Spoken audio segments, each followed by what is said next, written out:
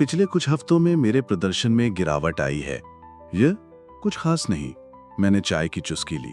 तितीक ने अपनी चाय खत्म की और एक और प्याले का ऑर्डर दे दिया। लड़के का चक्कर है? उसने पूछा। मैं तुम्हें अभी जानता भी नहीं। तुम्हारे 10 पैसे चुका दूंगा, लेकिन अब मेरी जांच पड़ताल मत करो। मैंने कहा। चल मैन, मैं केवल बात कर रहा हूं। वो हंस पड़ा और मेरा कंधा थपथपाया। मैं चुप रहा। मेरे जहन में बोर्ड पर बिताए उन लम्हों की तस्वीर तैरने लगी जब आरती मेरे साथ आया करती थी। मैं किस तरह पतवार खिया करता था, वो किस तरह उसके बाद मेरी हथेलियों को सहलाया करती थी।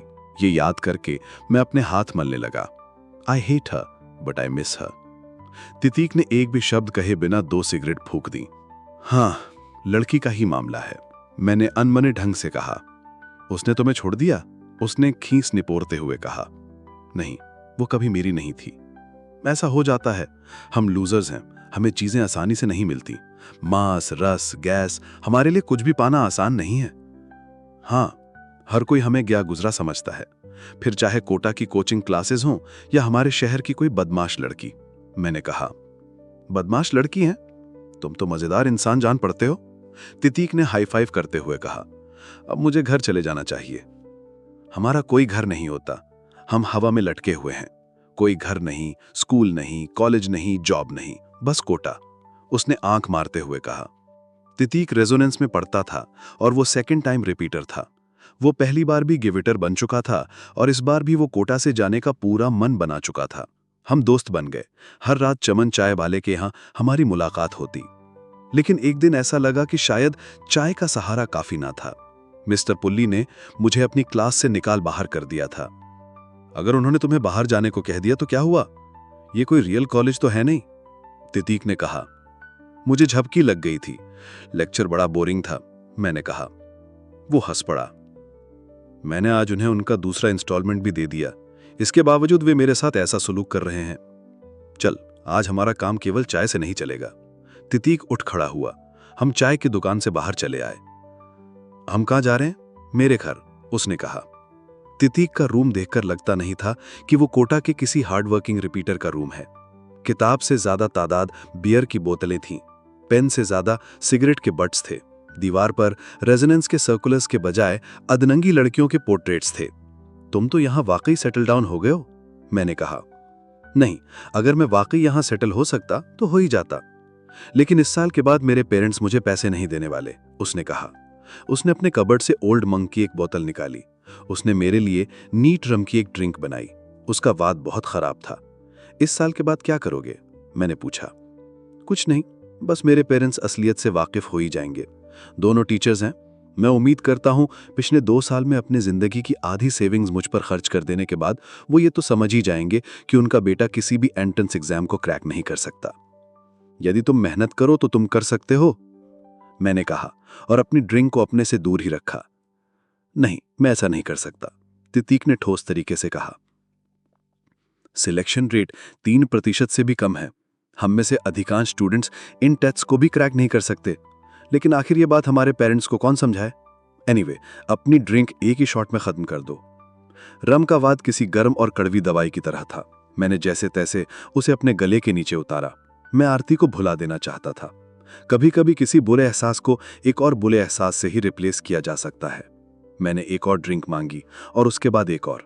जल्द ही आरती का ख्याल मुझे इतना परेशान नहीं कर पा रहा था। तुम उसे प्यार करते थे? प्यार क्या होता है?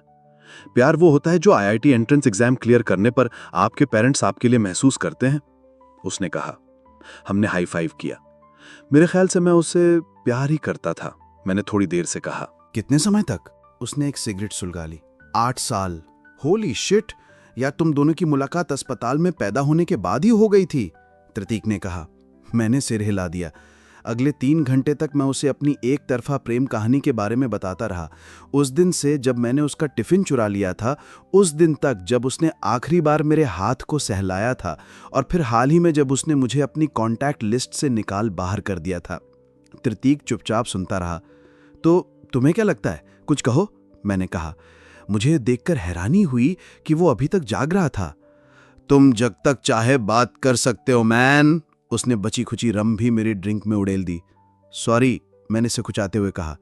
क्या मैं तुम्हें बोर कर रहा था? इट्स ओके, उसे भूलने की कोशिश करो, उसे विश करो कि वो उस जेई वाले लड़के के साथ खुश रहे। मैं उसे नहीं भूल सकता। जिस दिन से उसने मुझसे बात करना बंद कर दिया, तब से मैंने एक दिन भी पढ़ाई नहीं की है। डोंट वरी, तुम्हें और कोई लड़की मिल जाएगी। हर लड़के को कोई ना कोई लड़की मिल ही जाती है, लाट्रिक्स को भी। तुम्हें क्या लगता है इंडिया की इतनी बड़ी आबादी बस ऐसे ही है? मैं कभी शादी नहीं करूंगा, मैंने कहा। फिर क्या करोगे? अपने हाथ से ही शादी कर लोगे? त्रितीक ठहाका लगाकर हंस दिया। लड़के किसी काम के नहीं होते। वे रिलेशनशिप्स के बारे में बात करने की अपनी नाकाबिलियत को ऊट-पटांग जोक्स के पीछे छुपाने की कोशिश करते हैं। अब मुझे चलना चाहिए, मैंने कहा। उसने मुझे रोका नहीं। वो फर्श पर पड़ा था और इतना थक चुका था कि उसमें अपने बिस्तर तक जाने की भी हिम्मत नहीं रह गई थी। मैं बाहर निकलने को आ ही कि उसने पीछे से चिल्लाया, जिंदगी पर अपनी पकड़ ढीली मत करो मैन। पकड़, हाँ, ये सही शब्द है। इन एंट्रेंस एग्जाम्स को क्रैक करने की ट्रिक यही है कि हम उन पर अपनी पकड़ बना लें। इसके लिए एक गेम प्लान जरूरी है। हम किन विषयों में मजबूत हैं, किन में कमजोर हैं। क्या हम टीचर्स के साथ मिलकर उन कमजोरियों को दूर कर रहे हैं? क्या हम मॉक टेस्ट में अपनी तरक्की का आंकलन कर रहे हैं? क्या हम दिन भर एग्जाम के सिवाय और कुछ नहीं सोचते हैं?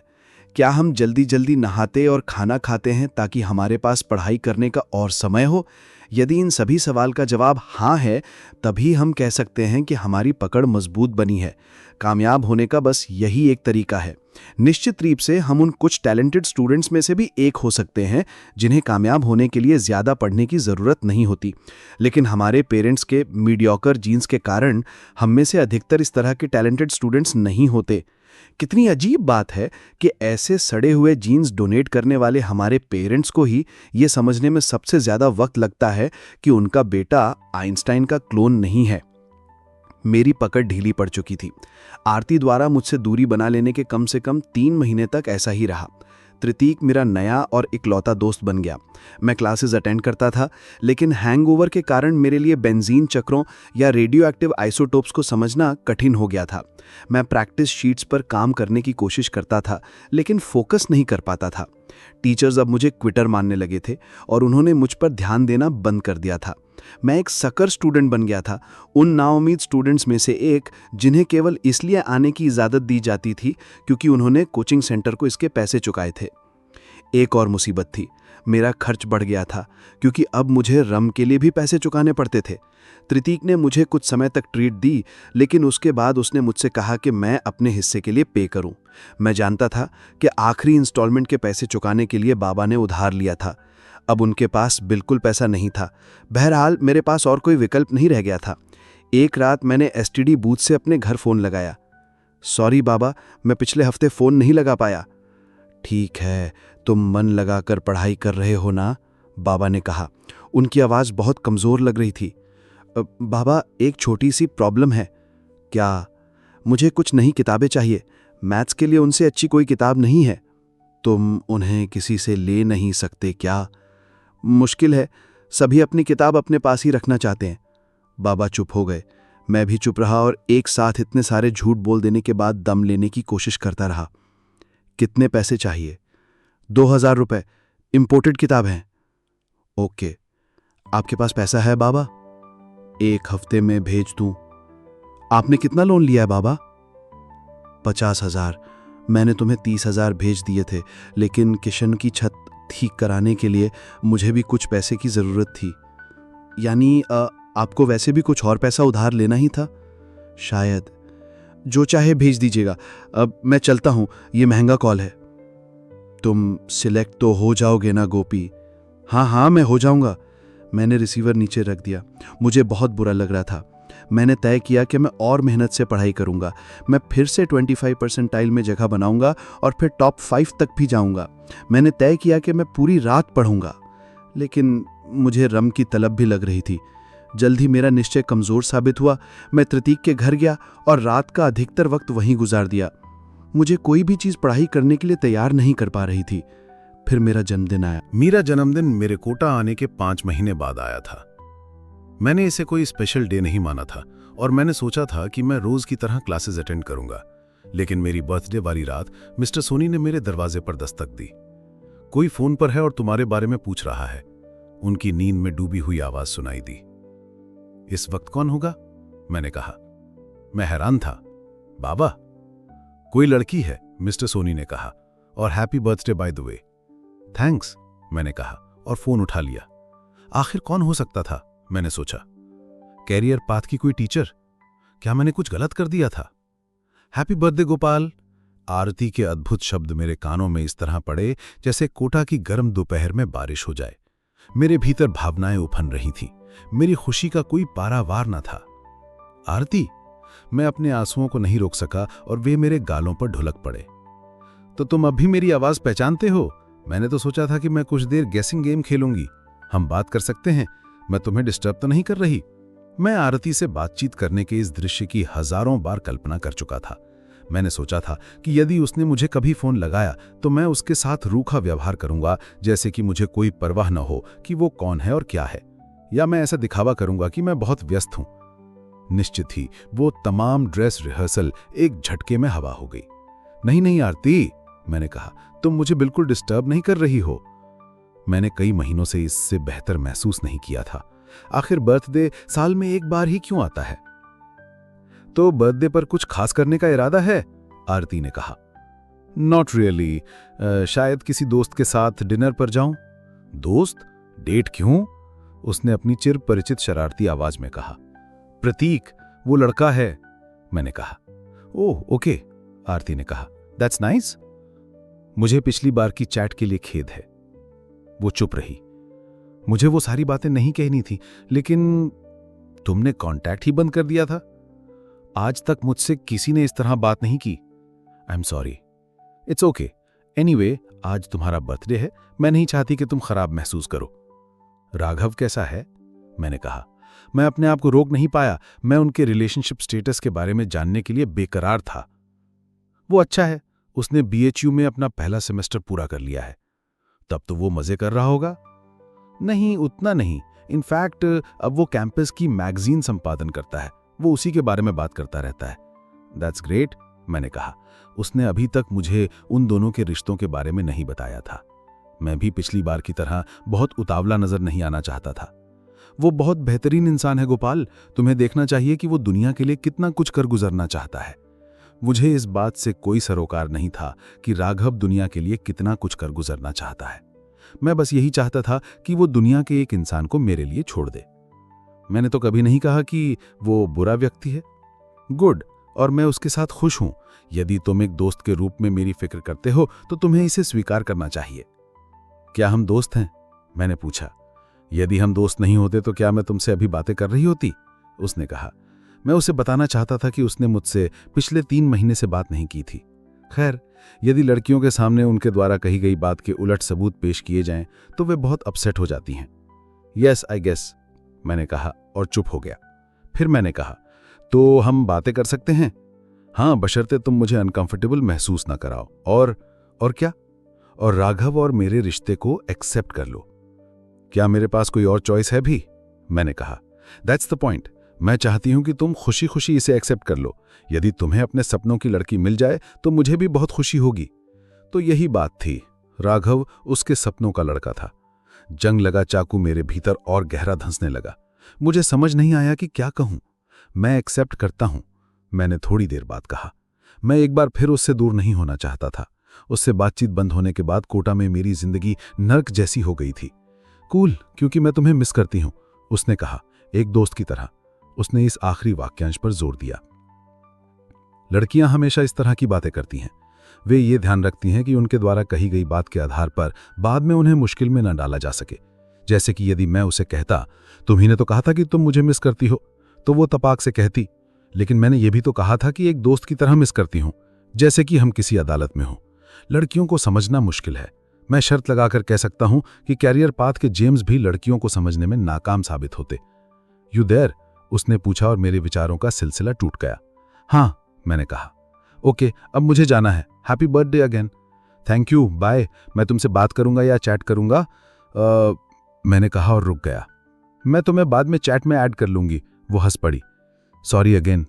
Don't be stupid birthday boy. यदि तुम यहां होते तो मैं तुम्हारे गाल खींचती, उसने कहा। तो उसने एक बार फिर वही हरकत कर डाली। इस तरह के प्यार भरी बातों से मुझे कंफ्यूज करना। वो मुझे पसंद करती थी या नहीं? अरे हाँ, उसका प्यार तो राघव है, मैंने खुद को याद दिलाया। चैट सून, उसने कहा और फोन रख दिया।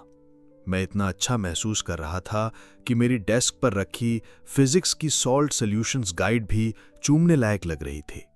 मैं पढ़ाई करना चाहता था, मैं जीना चाहता था। कैरियर पाथ इस बात को कभी नहीं समझ पाएगा कि मैं एक बार फिर उसके मोस्ट इम्प्रूव्ड लिस्ट तक कैसे पहुंचा। आरती ने फिर से मन लगाकर पढ़ाई करने में मेरी बहुत मदद की थी। शायद चैट में उसका ये पूछ लेना ही काफी होता था कि आज तुम्हारा दिन कैसा गया। मुझे भी ये अच्छा लगता था कि मैं उसके लिए जवाबदेह हूं और मैं उसे बताता था कि मेरा दिन कितना अच्छा बीता। मैं उसे क्लास में पढ़ाए जाने वाले इक्वेशंस, टीचर्स द्वारा मुझे दिए जाने वाले फीडबैक, खासतौर पर पॉजिटिव फीडबैक और मेरे द्वारा देर रात तक पढ़ाई करने के बारे में बताता था। कहीं ना कहीं मैं अब भी उसे इम्प्रेस करना चाहता था। मैंने ये ख्याल कभी नहीं छोड़ा कि वो अपना मन बदल सकती है। मेरे भीतर के ग्यूट मिस्टर आशावादी ने हार नहीं मानी थी। शायद वो चैट पर कभी मुझे बताए कि राघव के साथ उसकी बन नहीं रही है, या शायद वो किस तरह मुझसे अपने बॉयफ्रेंड से भी ज्यादा लगाव महसूस करती है। बहरहाल उसने ऐसी कोई बात नहीं की। हालांकि कभी कभी ऐसा जरूर लगता कि वो ऐसा कुछ कहने ही वाली है। एक बार उसने मुझे बताया कि राघव बहुत अड़ियल है। राघव ने अपने कॉलेज की मैगजीन की पब्लिकेशन डेडलाइन के कारण उसे 2 बार मूवी डेट के लिए डिच कर दिया था। मैं तो कल्पना भी नहीं कर सकता था कि कोई लड़का आरती के साथ होने का मौका कैसे गंवा सकता है। किसी स्टूपिड मैगजीन की डेडलाइन तो छोड़ो, मैं आरती के लिए कैरियर पाथ का मॉक टेस्ट भी छोड़ सकता था। लेकिन मैंने उसे ये नहीं कहा। मुझे अपनी जगह ही पता थी। मैं जो कभी राघव से अपनी तुलना नहीं सकता था। एक शाम मैंने चैट पर उसे अपनी क्लास परफॉर्मेंस के बारे में बताया। गोपाल कोटा फैक्ट्री, तो मैं 20वें नंबर तक पहुंच गया हूं। फ्लाइंग आरती, 20वां क्या? गोपाल कोटा फैक्ट्री, क्लास में मेरा परसेंटाइल, इसका मतलब है कि 80% क्लास ने मुझसे खराब प्रदर्शन किया है। यह मेरा अब तक का सर्वश्रेष्ठ प्रदर्शन है। Flying Aarti, wow cool. Gopal Kota factory, हालांकि मुझे अभी भी एक लंबा सफर तय करना है। फ्लाइंग आरती, तुम अपनी मंजिल जरूर हासिल कर लोगे, तुम्हारे पास समय है। गोपाल कोटा फैक्ट्री, समय तो खैर ज्यादा नहीं है। जेईई और AIIE 2 महीने से भी कम समय बाद है। Flying Aarti, you will be fine. Gopal Kota factory, I hope so. Course के बीच में मैं थोड़ा पिछड़ गया था। फ्लाइंग आरती, कैसे? गोपाल कोटा फैक्ट्री, बस यूं ही, लैक ऑफ फोकस। एनीवे, मैं अब जल्द से जल्द कोटा से चले जाना चाहता हूं। फ्लाइंग आरती, मैं जानती हूं, मुझे तुम्हें देखे लंबा समय हो गया है। Miss you. Gopal Kota factory, क्या वाकई? Flying Aarti, of course. देखो, राघव ने मुझे चक दे इंडिया दिखाने का वादा किया, लेकिन नहीं दिखाई। यदि तुम यहां होते तो मैं तुम्हारे साथ फिल्म देख सकती थी। गोपाल कोटा फैक्ट्री, तुम मेरे साथ फिल्म देखने चलोगी? उसने कोई जवाब नहीं दिया। मैंने 5 मिनट वेट किया। Gopal Kota factory, tin tin tin. Gopal Kota factory, you there? उसने कोई जवाब नहीं दिया। मैं सोचने लगा कि मैंने कहीं कोई गलत बात तो नहीं कह दी। मेरा दिल तेजी से धड़कने लगा। 5 मिनट मैंने फिर लिखा। Gopal Kota factory, hey you upset? यदि मैंने कुछ गलत कह दिया तो उसके लिए सॉरी। तुम्हें? फ्लाइंग आरती, हे सॉरी। फ्लाइंग आरती, बॉयफ्रेंड का फोन आया था, माफी मांग रहा था, उसका काम पूरा हो गया है, हम मूवी देखने जा रहे हैं। Gopal Kota factory, oh that's great. Flying Aarti, तुम क्या कह रहे थे? वेट, ऑफ कोर्स, जब तुम लौट आओगे तो हम साथ साथ फिल्म देख सकते हैं। और तुम सॉरी क्यों बोल रहे हो? गोपाल कोटा फैक्ट्री, कुछ नहीं, बस मुझे लगा कि। फ्लाइंग आरती, रिलैक्स, ओके, अब मुझे तैयार होना है। Gopal Kota factory, fine. Flying Aarti, मैं इतना खूबसूरत दिखना चाहती हूं कि वो मेरे चेहरे से नजरें न हटा पाए, नहीं तो वो हमारी डेट पर भी अपने आर्टिकल्स की प्रूफ रीडिंग करता रहेगा। गोपाल कोटा फैक्ट्री, ओके, अब मुझे भी पढ़ाई करनी चाहिए। फ्लाइंग आरती, 2 महीने और फिर हम सब मिलकर खूब मौज मस्ती करेंगे। Gopal Kota factory, yes thanks. Flying Aarti, bye XOXOXO। और फ्लाइंग आरती ने लॉग आउट कर दिया। मैं धीमे कदमों से चलता हुआ घर लौट आया। आखिर मेरी जिंदगी में किताबों के अलावा और कुछ नहीं रह गया था। मैंने कोशिश की कि मैं थिएटर में एक दूसरे का हाथ थामे राघव और आरती की कल्पना न करूं।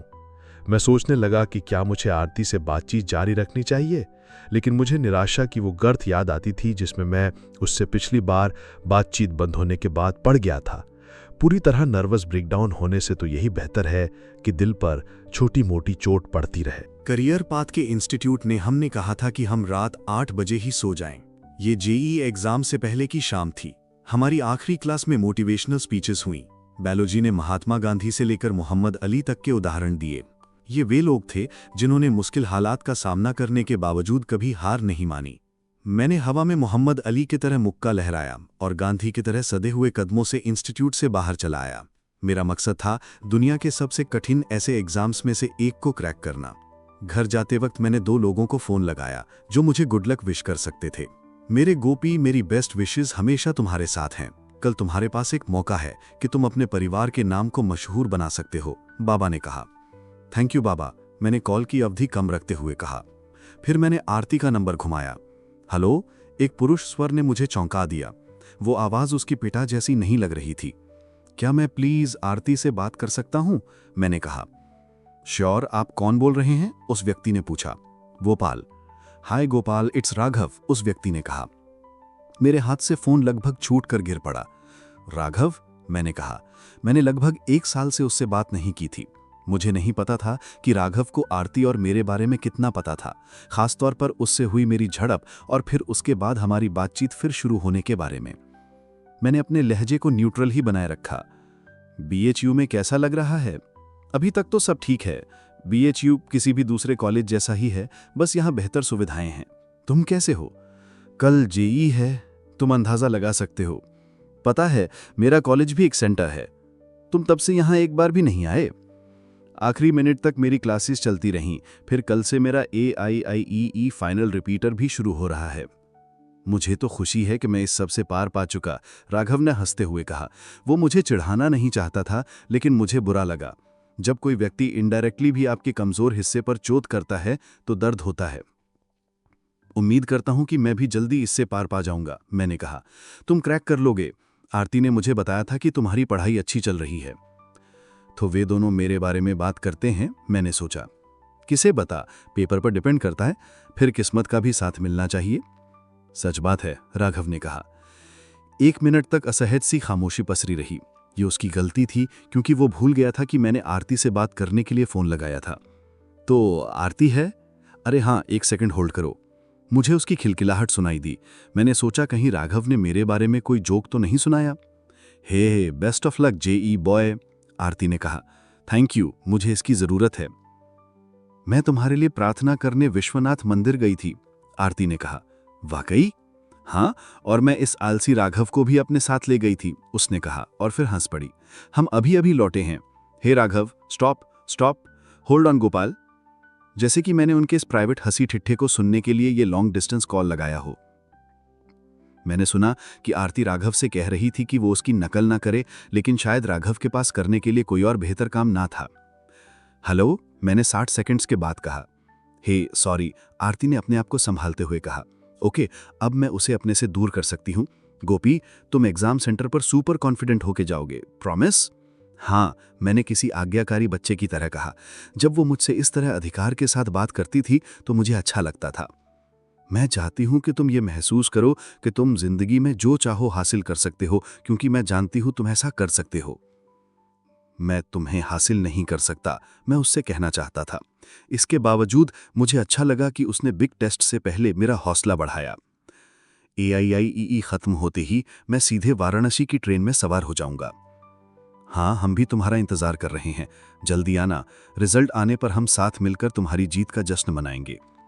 हाँ, यदि मैं जीत सका तो। ऐसे मत सोचो, ऐसा सोचो कि तुम पहले ही जीत चुके हो मेरे लिए। उसकी ये बात मेरे लिए दुनिया की सबसे खूबसूरत बात थी। हाँ, मैं जीतना चाहता था उसी के लिए।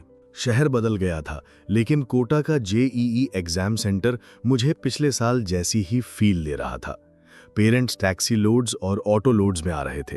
कुछ अमीरजादे एयर कंडीशन कारों से आए थे। माएँ अपने बच्चों के लिए पूजा पाठ कर रही थीं। और ये विडंबना ही है कि इस पूजा पाठ के ठीक बाद उनके बच्चों को विज्ञान में अपनी महारत दिखानी थी। मेरे साथ मेरे परिवार का कोई सदस्य न था। मुझे परवाह भी नहीं थी। माथे पर तिलक और मुंह में दही से फर्क नहीं पड़ता। एक बार भीतर दाखिल होने के बाद आपको देश भर में एग्जाम दे रहे 5 लाख स्टूडेंट्स में से 99% से कड़ा संघर्ष करना पड़ता है। मेरी शुरुआत अच्छी हुई। मैंने कुछ शुरुआती प्रॉब्लम्स आसानी से सुलझा ली। बीच में दिक्कतें आने लगीं। इनमें से कुछ सवाल उन चैप्टर्स के थे जिन्हें तब पढ़ाया गया था जब मैं शराब के नशे और निराशा की गर्त में हुआ करता था। कुछ प्रॉब्लम्स पर मैं उलझ गया। मुझे लगता था कि मैं उन्हें सॉल्व कर लूंगा और उनसे जूझते हुए मैंने 10 मिनट बर्बाद कर दिए। मेरे ख्याल से मेरी प्रॉब्लम यह है कि मैं किसी भी चीज को आसानी से छोड़ नहीं सकता। जेईई में 10 मिनट बहुत मायने रखते हैं। मैंने अपने आप को दिमागी रूप से लताड़ा और अगली प्रॉब्लम को सॉल्व करने में भिड़ गया। घंटे बजने से पहले मैं हर संभव प्रॉब्लम सॉल्व करता चला गया। एग्जामिनर ने मुझसे मेरा पेपर छीन लिया, जबकि मैं उसे विनती कर रहा था कि वो मुझे आखिरी जवाब लिख लेने दे। उस एक प्रश्न को छोड़ने भर से मुझे 500 रैंक का नुकसान हो सकता था। बहरहाल जेईई खत्म हो चुका था। एग्जाम कैसा रहा?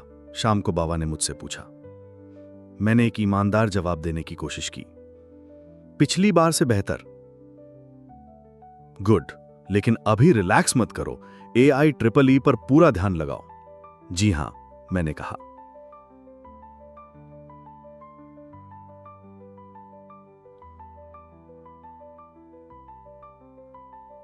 आरती से मैंने थोड़ी देर चैट की।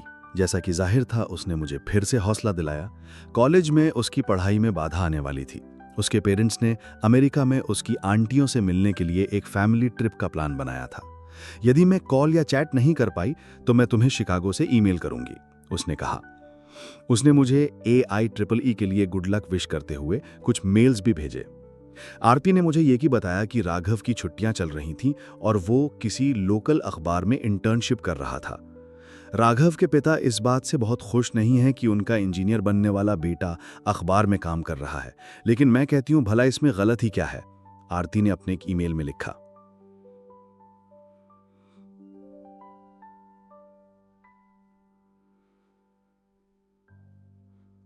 जब मेरे ये 2 दोस्त इंटरनेशनल हॉलिडे मना रहे थे और अपनी पसंद का काम कर रहे थे, तब मैं AIEEE कर रहा था। एग्जाम्स अच्छे से हुए, पिछली बार से कहीं बेहतर। बहरहाल ये एक स्पीड बेस्ड टेस्ट है। आप कभी नहीं बता सकते कि दूसरे लोगों की तुलना में आपने वाकई अच्छा प्रदर्शन किया है या नहीं। 70% सवाल कर देने का मतलब होता है कि आप लकी हैं। मुझे ऐसा लग रहा था कि मैंने पिछली बार से अच्छा प्रदर्शन किया है। खैर, मैंने अपनी आंसर शीट सबमिट की और पैकिंग करने के लिए दौड़कर अपने घर पहुंचा। मुझे एक ट्रेन पकड़नी थी। मैं कोटा में अपनी सजा पूरी कर चुका था।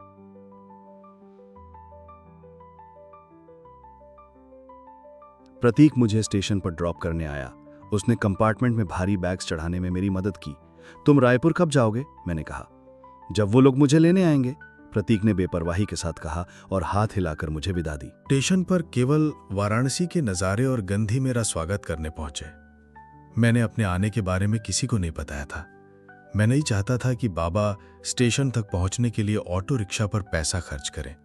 उन्होंने मुझे बताया था कि हम पर जो कर्ज और उसका ब्याज चढ़ा था वो 1.5 लाख के बराबर था। लोन देने वाले 3% तिमाह की दर से ब्याज ले रहे थे। तुम एक अच्छा कॉलेज ज्वाइन करोगे तो हमें स्टेट बैंक ऑफ इंडिया से सस्ती दरों पर लोन मिल जाएगा, बाबा ने मुझसे कहा था। मुझे गदौलिया की गंदी और भीड़ भरी सड़कें भी खूबसूरत लग रही थीं। अपने शहर की तुलना किसी और कोई जगह से नहीं की जा सकती, लेकिन मैं आरती से मिलने के लिए बेचैन था। वाराणसी का चप्पा चप्पा मुझे उसकी याद दिला रहा था। लोग मेरे शहर में ईश्वर की मौजूदगी का एहसास करने आते हैं, लेकिन मुझे तो यहाँ हर जगह वही नजर आती थी। बहरहाल मुझे सबसे पहले तो बाबा के पास ही जाना था। मैंने अपने घर की घंटी बजाई। गोपाल, बाबा मुझे देखते ही चीखे और अपनी दुबली पतली बाहों में मुझे जकड़ लिया। मैंने वाराणसी और अपने घर को बहुत मिस किया बाबा। मैंने आपको भी बहुत मिस किया। घर पहले से भी बेतरतीब नजर आ रहा था। शायद बाबा उसे इससे ज्यादा साफ सुथरा रख नहीं सकते थे। मैंने कमरा बुहारने के लिए झाड़ू उठा ली। अरे रुको, तुम 1 साल बाद आए हो, ये क्या कर रहे हो? बाबा ने मेरे हाथ से झाड़ू छीन ली। हमने लंच में पतली पीली दाल और दूखी सूखी चपातियां खाई, लेकिन घर का बना खाना बहुत अच्छा लग रहा था। मेरे पिता ने पिछले काफी समय से किसी से बातचीत नहीं की थी, इसलिए वो मुझसे खूब देर तक बतियाते रहे। केस की हालत पहले जैसी ही है। घनश्याम तो सुनवाई पर भी नहीं आता है। मेरे ख्याल से उसे लगता है कि मैं जल्दी मर जाऊंगा, उसके बाद चीजें उसके लिए बहुत आसान हो जाएंगी। उन्होंने कहा, आप क्या बातें कर रहे हैं बाबा? वो सही है, आखिर मेरे शरीर की गाड़ी और कितने दिन चल सकती है? उन्हें ये कहते कहते खांसी का दौरा पड़ा। आपको कुछ नहीं होगा, मैं वकील से बात करता हूं। कोई फायदा नहीं है, मेरे पास उसे देने के लिए पैसा नहीं है, वो भी अब मेरे फोन नहीं उठाता है। ये सब भूल जाओ। तुम्हारे एंट्रेंस रिजल्ट्स कब आ रहे हैं? 1 महीने बाद, मैंने अनमने ढंग से कहा। मैं सोच रहा था कि मुझे पहले आरती को कॉल करना चाहिए या अपने हाथ धो लेने चाहिए। मैंने जूठे हाथों से ही उसका नंबर घुमा दिया। हेलो, उसने कहा। आज शाम नाव पर सैर करना चाहोगी मैडम? मैंने कहा। गोपाल, तुम आ गए? कब आए? 1 घंटा पहले। हम कब मिल सकते हैं? मैंने कहा। आज शाम घाटी पर? Yes sure. अरे रुको, नहीं यार, मुझे राघव के कॉलेज जाना है, चाहो तो तुम भी साथ चल सकते हो। No thanks. क्यों नहीं? वो तुम्हारा भी तो दोस्त है। मैं पहले तुमसे मिलना चाहता हूं। हम रास्ते में बात कर लेंगे, मैं डैड की गाड़ी भिजवा रही हूं, ओके? मेरे पास कोई चारा नहीं था। मैं उसे देखने के लिए 1 और दिन इंतजार नहीं कर सकता था। राघव को माइंड तो नहीं करेगा? उसे तो बहुत खुशी होगी। आज उसके लिए खास दिन जो है। खास दिन? मिलने पर तुम्हें बताऊंगी। वाओ, तकरीबन 1 साल हो गया ना? 305 दिन। कोई बहुत पढ़ाकू बनकर लौटा है। सी यू। जब आप लाल बत्ती वाली किसी सरकारी सफेद एम्बेसडर गाड़ी में बैठते हैं तो आपको पावर का एहसास हो जाता है। ट्रैफिक क्लियर हो जाता है, पुलिस वाले न जाने क्यों आपको सलाम ठोकते हैं और आप ये सोचने लगते हैं कि क्या आपको सिविल सर्विसेज में नहीं होना चाहिए था। कार मुझे डीएम के बंगले तक ले गई। पॉश कैंटनमेंट एरिया में 2 एकड़ इलाके में बसी इस प्रॉपर्टी का ड्राइववे सर्पाकार था। आरती मैडम से कहना कि मैं कार में ही वेट कर रहा हूं, मैंने ड्राइवर से कहा। मैं उसके पेरेंट्स के साथ कोटा और आने वाले एंट्रेंस एग्जाम्स के बारे में बात नहीं करना चाहता था। उसकी गुलाबी सलवार कमीज दूर से ही दिखाई दे रही थी। जब वो करीब आई तो मैंने उसका चेहरा देखा। उसने लिप ग्लॉस के अलावा और कोई मेकअप नहीं किया था। पिछले 305 दिनों में इससे खूबसूरत कोई और चेहरा नहीं देखा था। उसने कार का दरवाजा खोला तो मैं अपनी भावनाओं पर काबू पाने की कोशिश करने लगा। हाय आरती, मैंने कहा। अरे इतने फॉर्मल क्यों हो रहे हो, यहाँ आओ, आरती ने कहा और मुझे गले लगा लिया। उसका सितारेदार दुपट्टा मेरे सीने में चुभा और उसकी खुशबू मेरे जहन में बस गई। राघव के कॉलेज, उसने ड्राइवर से कहा और वो समझ गया। सो हाउस लाइफ, तुम्हें वापस आकर अच्छा नहीं लग रहा? उसने कहा। यह मेरे लिए बहुत खुशी का दिन है। उम्मीद करता हूं अब मुझे कभी वाराणसी छोड़ने को मजबूर नहीं होना पड़ेगा, मैंने उत्साह से कहा। बशर्ते तुम्हें आईआईटी न जाना पड़े, उसने आंख मारते हुए कहा। मैं कोई जवाब नहीं दे पाया। क्या तुम आईआईटी के लिए वाराणसी छोड़ दोगे ना? मैंने खुद को संभाला। ऐसा तो है नहीं कि सब कुछ मेरे ही हाथों में हो। एनीवे, राघव के लिए आज का दिन खास क्यों है? उसने कॉलेज की मैगजीन की शक्ल सूरत ही बदल दी है। आज उसका नया इशू लॉन्च होने वाला है। वो बीटेक कर भी रहा है या नहीं? मुझे केवल उसकी मैगजीन के बारे में ही सुनने को मिलता है। आरती हंस पड़ी। गॉड, मैंने उसकी इस हंसी को कितना मिस किया। मैं उसकी हंसी को रिकॉर्ड करके बार बार बजाना चाहता था। वो बीटेक कर तो रहा है, उसने मुस्कुराते हुए कहा। हालांकि मैं उसे नकली इंजीनियर कहकर भी बुलाती हूँ। उसकी न्यूज़पेपर इंटर्नशिप कैसी चल रही है? Not bad. हालांकि वे उसे ज्यादा लिखने का मौका नहीं देते। उन्हें लगता है कि उसके आर्टिकल्स बहुत रेडिकल और अलग हैं। हम लंबे चौड़े बीएचयू कैंपस में दाखिल हो गए। मैंने म्यूडोलॉज और बिल्डिंग्स के बेहतरीन रखरखाव के कारण वो किसी और देश की जगह लग रही थी। खास तौर पर अगर वाराणसी के बाकी हिस्सों से उसकी तुलना की जाए तो। G14 हॉल, आरती ने ड्राइवर से कहा। हम 500 सीटों वाले ऑडिटोरियम में दाखिल हुए जो कि खचाखच भरा था। स्टेज पर नई मैगजीन के कवर का एक बड़ा सा बैनर टंगा हुआ था। राघव ने सब कुछ बदल दिया था, लेआउट, लुक, कंटेंट और यहां तक कि शीर्षक भी। कवर पर लिखा था BHUKMP यानी भूकंप। मैंने देखा यूनिवर्सिटी की नाम का बहुत स्मार्टनेस के साथ उपयोग किया गया था। मैगजीन की टैगलाइन थी दुनिया हिला दो। आरती और मैं दूसरी कतार में बैठे थे। रोशनी मध्यम थी और हॉल में संगीत गूंज रहा था। दर्शक उत्साह में शोर मचा रहे थे। राघव बैकस्टेज में है, आरती ने कहा। उसे बहुत सारी चीजें व्यवस्थित करनी है, वो हमसे बाद में मिलेगा।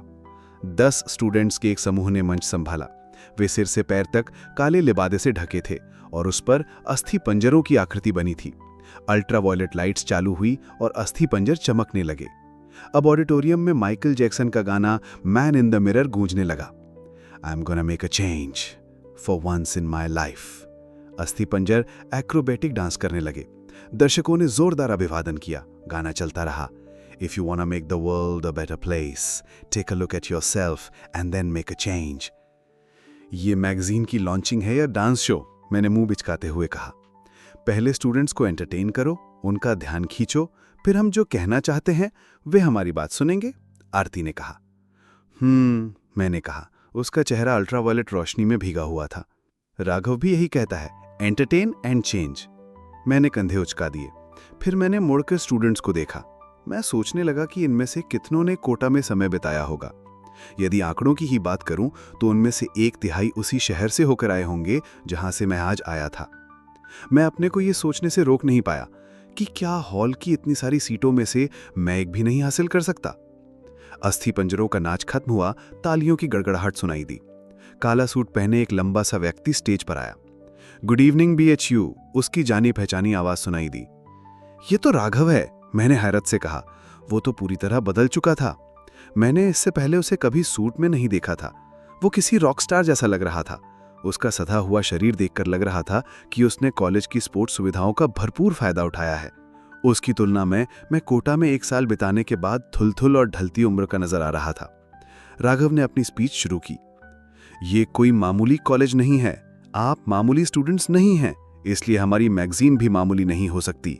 Ladies and gentleman, I present भूकंप। स्पॉटलाइट मैगजीन के कवर पर गिरी। दर्शकों ने जोरदार स्वागत किया। आरती ने भी जोर से ताली बजाई। वो बिना पलके झपकाए स्टेज की ओर निहार रही थी। दुनिया बदल चुकी है। हमारे कॉलेज, हमारे शहर, हमारे देश को भी बदलने की जरूरत है। राघव ने अपनी बात जारी रखी। उन्हें कौन बदलेगा? हम। इसकी शुरुआत हम आज यहां से करते हैं। हम दुनिया को हिला कर रख देंगे। दर्शकों ने फिर जोरदार तालियां बजाई। फिर राघव के शब्दों से ज्यादा उसकी आवाज से उत्साहित थे। राघव की एडिटोरियल टीम के स्टूडेंट्स ने स्टेज पर भूकंप भूकंप कहना शुरू कर दिया। दर्शक भी उनके सुर में सुर मिलाने लगे। हम वो बातें छापेंगे जिन्हें छापने की किसी को हिम्मत नहीं होती। वे मसले जो सीधे सीधे हमें प्रभावित करते हैं। कोई बकवास नहीं, राघव ने कहा। एडिटोरियल टीम नीचे उतरी और मैगजीन की कॉपियां बांटने लगी। राघव ने अपनी स्पीच जारी रखी। हमारी पहली कवर स्टोरी हमारे हॉस्टल किचन्स की हालत के बारे में है। हमारी सीक्रेट टीम वहां गई और तस्वीरें खींच कर लाई। जरा देखिए आपका खाना कैसे तैयार किया जाता है। मैंने भूकंप के पन्ने पलटाए। तस्वीरों में दिख रहा था कि किचन के फ्लोर पर कॉकरोच हैं, मिठाइयों पर मक्खियां भिनभिना रही हैं और मेस में काम करने वाले अपने पैरों से आटा गूंथ रहे हैं। सभी स्टूडेंट्स में घृणा की लहर दौड़ गई। छी, आरती ने तस्वीरें देखते हुए कहा। अब मैं BHU में कभी कुछ नहीं खाने वाली। भूकंप हमारे कॉलेज को बदल कर रख देगा। ये तस्वीरें डायरेक्टर को भेज दी गई हैं, लेकिन ये मत समझिएगा कि भूकंप केवल गंभीर बातें ही करता है। हमने ढेर सारे जोक्स, कहानियां और कविताएं भी छापी हैं। हमने डेटिंग करने से लेकर रेज्यूमे बनाने तक की टिप्स भी दी हैं। Happy reading, long live BHU।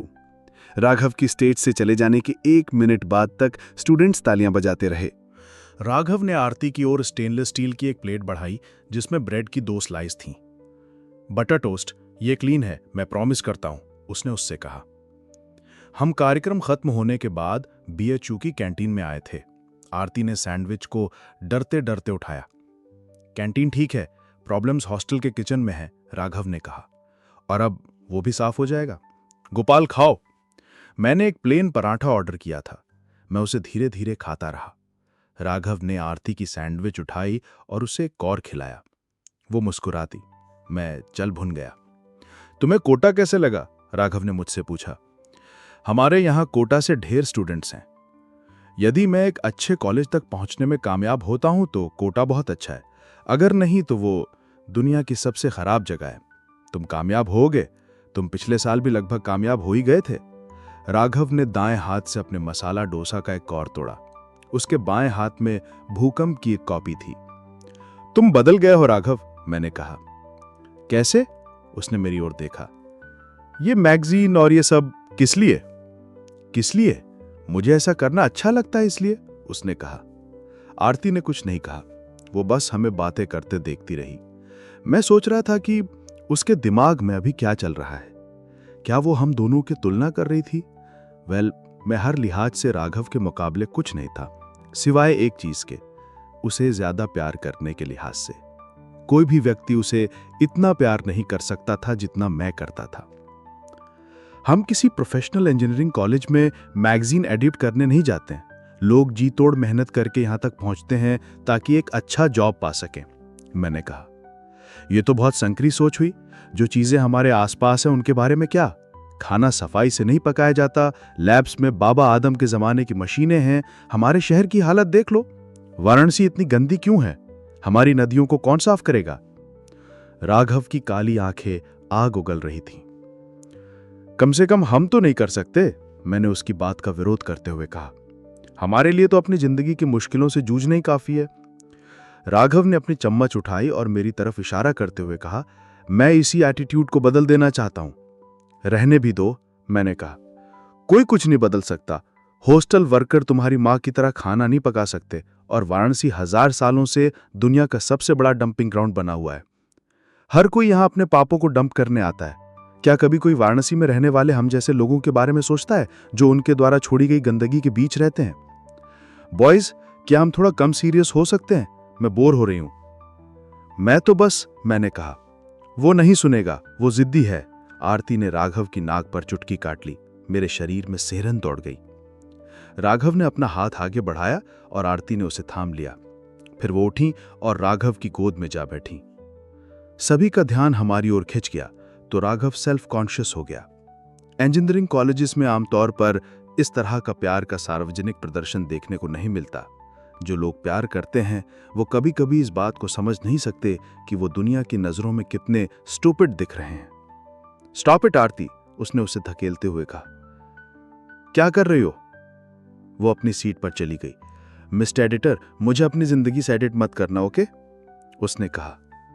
मुझे लगा कि मैं उन्हें प्यार करते देखने के लिए ही यहां आया हूं। मैं आरती से इस तरह नहीं मिलना चाहता था। मैं यहां से कहीं दूर भाग जाना चाहता था। चले आरती? श्योर, मुझे भी 10 से पहले घर पहुंचना है।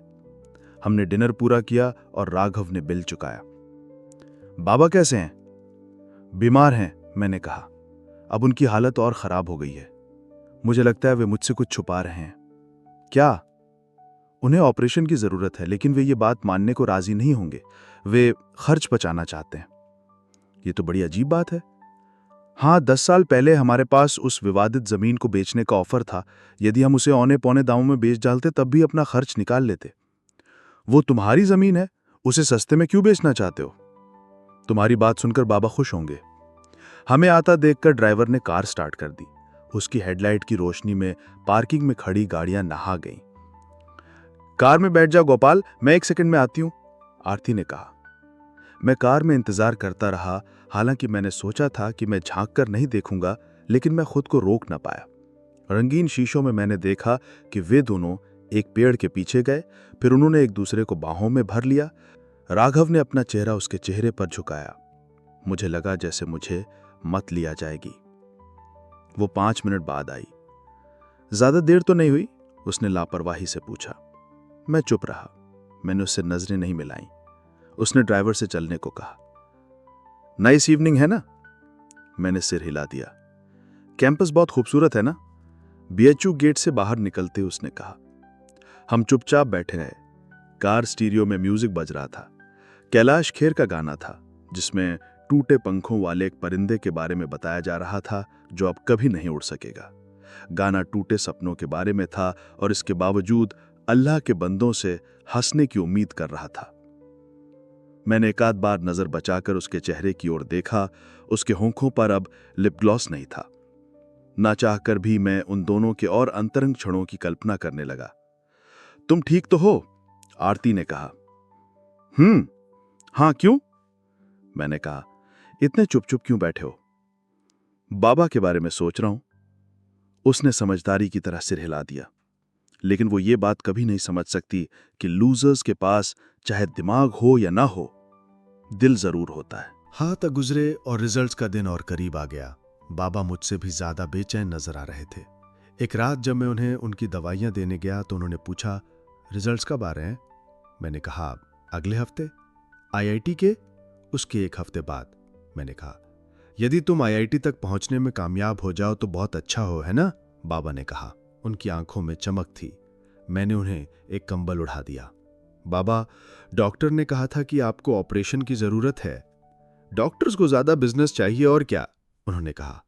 क्या हम घनश्याम ताया जी से बात करें कि वो हमें जमीन के लिए जितना चाहे पैसा दे सकते हैं? मैंने कहा, कोई फायदा नहीं है, वे नहीं सुनेंगे। वैसे भी अब इस उम्र में ऑपरेशन करवा कर मैं क्या करूंगा? आप कभी मेरी बात नहीं सुनते बाबा। मैंने सिर हिलाया और बत्ती बुझाती। दुनिया खत्म नहीं हो गई है गोपाल, ऐसा नहीं है। उसने मेरा हाथ थामते हुए कहा, कुछ तो कहो। AIIEE रिजल्ट्स के दिन आरती ने मुझे अपने घर बुलाया। उसके पास इंटरनेट कनेक्शन था और मेरे द्वारा आग्रह करने के बावजूद वो मुझे अकेले रिजल्ट नहीं देखने दे रही थी। मुझे उस लम्हे से जुड़ी एक एक चीज अच्छी तरह याद है। कंप्यूटर टेबल पर लाल और काला एम्ब्रॉयडर्ड टेबल क्लॉथ, शोर करने वाला छत का पंखा, अनेक सरकारी ट्रॉफियां जो उसके पिता की थीं, काले रंग का लैपटॉप और वो स्क्रीन जिस पर मेरी रैंक दिखाई दे रही थी, 44,342 मेरे रोल नंबर के आगे लिखा था। एक साल तक उन कोर्सेज से जूझने जिनसे मैं नफरत करता था, एक धूल भरे शहर में अकेले रहने और अपने पिता को कर्ज में झोंक देने के बाद मैं केवल यही साबित कर पाया था कि मैं एक नाकाम आदमी हूं। मैंने कोई प्रतिक्रिया नहीं की। मैं रोया नहीं, ना ही मुझे गुस्से, डर, खींच का एहसास हुआ। मुझे केवल इतना ही याद है कि आरती मेरे पास थी और मुझसे बात किए जा रही थी। खैर, मैं उसके शब्दों को समझ नहीं पा रहा था। मैं इस तरह उठ खड़ा हुआ जैसे कि मैं कोई जीवित व्यक्ति नहीं हूं। तुम ठीक तो हो ना? आरती ने मुझे झकझोरते हुए कहा। मुझे लग रहा था कि वो, मैं, कंप्यूटर, पूरी दुनिया ही स्लो मोशन में चल रही है। EE के बारे में क्या? उसने पूछा। वो तो और बुरा होगा। EE का पेपर अच्छा नहीं गया था। वो चुप हो गई। आखिर वो कहती भी तो क्या? मैं चलता हूं, मैंने कहा। कहां जाओगे? उसने पूछा। यह सबसे जरूरी सवाल था। हाँ, आखिर मैं कहां जा सकता हूं? घर? और घर जाकर क्या मैं बाबा को यह बताता कि उन्होंने जितना पैसा कर्ज लिया था वो मुझ पर बर्बाद हो गया है? मैं तुम्हारे साथ चलती हूं, मैं बाबा से बात कर सकती हूं। मैंने सिर हिलाकर मना कर दिया। Are you sure? उसने कहा। मैंने कोई जवाब नहीं दिया। दे भी नहीं सकता था। तेज कदमों से मैं उसके घर से बाहर चला आया। कहाँ गए थे? बाबा ने दरवाजा खोलते हुए कहा। मैं सीधे अपने घर में चला गया। बाबा मेरे पीछे पीछे चले आए। तुम EE का रिजल्ट नहीं देखना चाहते? उन्होंने पूछा। मैं चुप रहा। तुमने कहा था कि आज रिजल्ट आएंगे। मैंने अब भी कोई जवाब नहीं दिया। तुम कुछ बोल क्यों नहीं रहे हो? मैंने बाबा की बेचैन आंखों में झांक कर देखा। बुरी खबर है, मैंने कहा। बाबा ने घबराहट के साथ कहा। क्या? जो सबसे बुरा हो सकता था वो हो गया। क्या? मैंने कंधे उचका दिए। EE के रिजल्ट्स कब आ रहे हैं? मैंने कहा, रिजल्ट्स आ गए हैं। और मैं लिविंग रूम में चला गया। और बाबा मेरे पीछे पीछे चले आए और मेरे सामने आकर खड़े हो गए। मैंने नजरें झुका लीं। बाबा ने कुछ पलों तक इंतजार किया। चटाक। मुझे लगा मेरा दायां गाल झंझना गया। उनकी उम्र और हालात को देखते हुए यह बहुत तगड़ा तमाचा था। 10 साल में ऐसा पहली बार हुआ था कि उन्होंने मुझ पर हाथ उठाया हो, लेकिन मैं इसी के लायक था। कैसे? बाबा ने कहा। तुमने कोटा में कुछ नहीं किया है ना? कुछ भी नहीं। मेरी आंखों में आंसू भर आए और मेरे कान सनसनाने लगे। मैं उन्हें बताना चाहता था कि मैंने रात रात भर जागकर असाइनमेंट्स किए हैं, दिन भर क्लासेस में बैठा रहा हूं, अपना परसेंटाइल सुधारा है। इस बार मेरे पास एक बेहतर मौका था, लेकिन महज कुछ मार्क्स के कारण 10,000 रैंक का अंतर आ सकता है। मैंने कुछ नहीं कहा। मैं बच्चों की तरह रोया, जैसे कि मेरे इस तरह पछताने से ही बाबा बेहतर महसूस करेंगे। अब हम पैसा कैसे चुकाएंगे? बाबा ने जितना मैंने सोचा था उससे तेजी से व्यवहारिक सवालों पर उतर आए। मैं उन्हें बताना चाहता था कि मेरी रैंक सुधरी है। करियर पाथ के टीचर्स कहते थे कि मुझ में संभावना है। हाँ, ये सच है कि कुछ समय के लिए मेरा ध्यान भटक गया था और शायद यही कारण रहा कि मैं सफल नहीं हो पाया। खैर, कोटा में इतने स्टूडेंट्स थे, वे सभी तो सफल हो नहीं पाए। करियर पाथ के भी अधिकतर स्टूडेंट्स नाकाम रहे। वास्तव में वाराणसी का विनीत मुझसे पहले कोटा गया था, लेकिन वो भी सफल नहीं हो सका। लेकिन मैंने बाबा को ये सब नहीं बताया, केवल मुंह लटकाकर उनके सामने खड़ा रहा। या सोच रहे हो शम आती है, उन्होंने कहा, और उन्हें खांसी का दौरा पड़ गया। उनका शरीर कांप रहा था और वे बड़ी मुश्किल से अपने को संतुलित रख पा रहे थे। बैठ जाओ बाबा, मैं उन्हें थामने के लिए आगे बढ़ा। उनकी देह गर्म हो रही थी। मेरे करीब मत आओ, उन्होंने मुझे परे धकेल दिया। आपको बुखार है, मैंने कहा। तो ये किसकी वजह से है? उन्होंने कहा। मुझे समझ नहीं आ रहा था कि क्या कहूँ या क्या करूँ। मैं खुद को इस काबिल भी महसूस नहीं कर पा रहा था कि दूसरे कमरे में जाकर उनकी दवाइयाँ ले आऊँ। जब आप किसी इंसान के लिए तकलीफ का कारण बन जाते हैं तो आप ज़्यादा से ज़्यादा इतना ही कर सकते हैं कि उसे अकेला छोड़ दें। मैं इस सब से गुजर चुका हूँ। You must be so fucked, Vineet ने मुझसे कहा। हम 80 घाट पर बैठे थे। मैंने विनीत से एक सीक्रेट मीटिंग अरेंज की थी। मैं उसे बहुत अच्छे से नहीं जानता था। कोटा जाने से पहले मैंने बस उसे कुछ मेल्स किए थे, लेकिन अभी ऐसा लगता था कि मेरे लिए उससे बेहतर साथी कोई दूसरा नहीं हो सकता। हाँ, आरती मेरे टच में रहती थी, मेरी खैरियत पूछती रहती थी और मेरे साथ बोट राइड पर भी जाती थी, लेकिन मेरे पास उसे कहने को कुछ नहीं था। मैं सोचता था कि गंगा में कूदकर जान दे दूं। राघव से तो मैं अब खुद ही दूर रहने की कोशिश करता था। मैं नहीं चाहता था कि IIT BHU का ऐसा कोई दिग्गज मुझे दिलासा दे जिसे अपनी डिग्री की कद्र भी नहीं है। विनीत मेरे जैसा ही मामूली लड़का था और मैं खुद को उसके साथ कंफर्टेबल महसूस करता था। उसने एक प्राइवेट इंजीनियरिंग कॉलेज ज्वाइन किया था ताकि मैं लोगों को बता सकूं कि मैं BTech कर रहा हूं, विनीत ने कहा और हंस पड़ा। बस मैं किसी को अपने कॉलेज का नाम नहीं बताता, वैसे भी उसका नाम बहुत कम लोगों ने सुना है। मैंने घाट की सीढ़ियों से कुछ पत्थर चुने और उन्हें पवित्र नदी में उछालने लगा। You will be fine dude, Vineet ने कहा। पूरी तरह फाइन तो नहीं, लेकिन अभी से बेहतर तो हो ही जाओगे। प्राइवेट कॉलेजों में से किसी एक को तुमने कैसे चुना? मैंने पूछा। इंजीनियरिंग कॉलेज दर्जनों की तादाद में थे और लगता था जैसे हर हफ्ते नया कॉलेज खुल रहा हो। मैं करियर फेयर में गया, पूछताछ की। RSTC दूसरे कॉलेजों से बेहतर लगा, लेकिन मुझे नहीं लगता कि वो दूसरे कॉलेजों से बहुत ज्यादा अलग है। RSTC क्या? मैंने कहा। रिसाब सिंह टेक्निकल कॉलेज। कॉलेज मालिकों का इसी नाम से साड़ी का बिजनेस भी है। ओह, मैंने कहा। मैं साड़ी और एजुकेशन के बीच कोई कनेक्शन बनाने की कोशिश कर रहा था। बड़ा बैकवर्ड नाम है ना, इसीलिए हम उसे केवल RSTC ही कहते हैं। ये ज्यादा कूल लगता है, विनीत ने खिस से निपोड़ते हुए कहा। क्या इसके बाद जॉब मिल जाएगा? यदि हम लकी हुए तो। 60% प्लेसमेंट हुई है, नॉट बैड। यानी 40% स्टूडेंट्स का प्लेसमेंट नहीं होता, मैंने कहा। मैं शॉक था। ये तो कोटा से भी बदतर हो सकता है। अपनी डिग्री पाओ और उसके बावजूद कुछ हाथ नहीं लगा। आंकड़ों में हर साल सुधार आ रहा है, फिर हम कोई जॉब मैनेज भी कर सकते हैं। कॉल सेंटर्स हैं, क्रेडिट कार्ड सेल्स हैं। दिमाग खुला रखो तो चीजें अपने आप सुलझ जाती हैं। इंजीनियरिंग की पढ़ाई करके कॉल सेंटर ज्वाइन कर लें। ड्यूड, इतने शॉक मत हो। ग्रेट इंडियन एजुकेशन रेस में हम लाखों दूसरे स्टूडेंट्स की तरह लूजर्स हैं। जो मिले उसमें खुश रहो। हाँ, यदि तुम कोई अमीरजादे हो तो BTech के बाद MBA करो, एक और कोशिश। और यदि अमीरजादे ना हो तो? विनीत ने कुछ नहीं कहा। मैंने थक कर सारे पत्थर एक साथ गंगा में फेंक दिए। लो रैंक्ड स्टूडेंट्स की तरह पत्थर पानी में डूबे और अपने पीछे कोई निशान नहीं छोड़ गए। अरे, मुझ पर नाराज मत हो, ये सिस्टम मैंने नहीं बनाया, विनीत ने मेरा कंधा थपथपाते हुए कहा। तुम जितने दिन तक बेकार बैठे रहोगे उतना ही बुरा महसूस करोगे। सपना टूट गया, कोई भी कॉलेज ज्वाइन कर लो, कम से कम तुम दूसरे स्टूडेंट्स के साथ तो होगे। दूसरे लूजर्स के साथ, मैंने कहा। अपने जैसे ही लोगों को इस तरह नीची नजरों से मत देखो, विनीत ने कहा। उसकी बात सच थी। आई एम सॉरी, मैंने कहा। तुम्हारे BTech के लिए कितने पैसे लगते हैं? 4 साल की पढ़ाई के लिए हर साल के 1 लाख रुपए, हॉस्टल सहित। फक, मैंने कहा।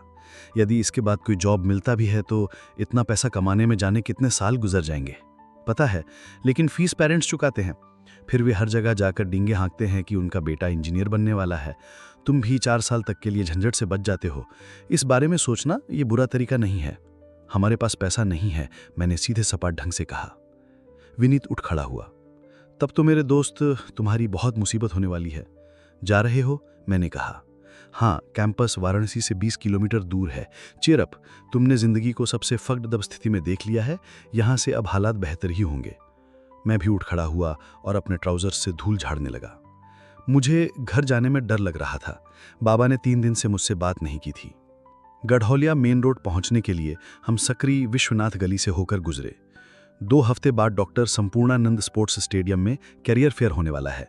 वहां जाना, हो सकता है तुम्हें वहां कुछ सस्ते कॉलेज मिल जाएं। हमारे पास बिल्कुल पैसा नहीं है, हम गले गले तक कर्ज में डूबे हुए हैं। वेल, तब भी एक बार जाने में कोई बुराई नहीं है। यदि तुम्हारी AIITE रैंक अच्छी है तो तुम्हें डिस्काउंट मिल सकता है, खासतौर पर नए कॉलेजों की ओर से। मैं घर चला आया। ताज़ी हवा में 1 घंटा चहलकदमी करने के बाद मैं बेहतर महसूस कर रहा था। मैंने सोचा कि मुझे बाबा से महंगे कॉलेज के बारे में बात नहीं करनी चाहिए। शायद मुझे उनसे इस बारे में बात करनी चाहिए कि या मैं अब और पैसा खर्च करने के बजाय किसी जॉब के जरिए पैसा कमाना शुरू कर दूं। लेकिन पहले मुझे उनकी नाराजगी तोड़नी होगी। मैं उनके कमरे में गया। वे बिस्तर पर लेटे थे। मैं जॉब करना चाहता हूं बाबा। कॉलेज ज्वाइन करने का फैसला करने से पहले मैं कुछ पैसा कमाना चाहता हूं। उन्होंने एक शब्द भी नहीं कहा। मैंने अपनी बात जारी रखी। मैं समझता हूं कि आप नाराज हैं। आपकी नाराजगी वाजिब है। दुसगरा में कैफे कॉफी डे खुलने जा रहा है। ये हाई क्लास कॉफी चेन है।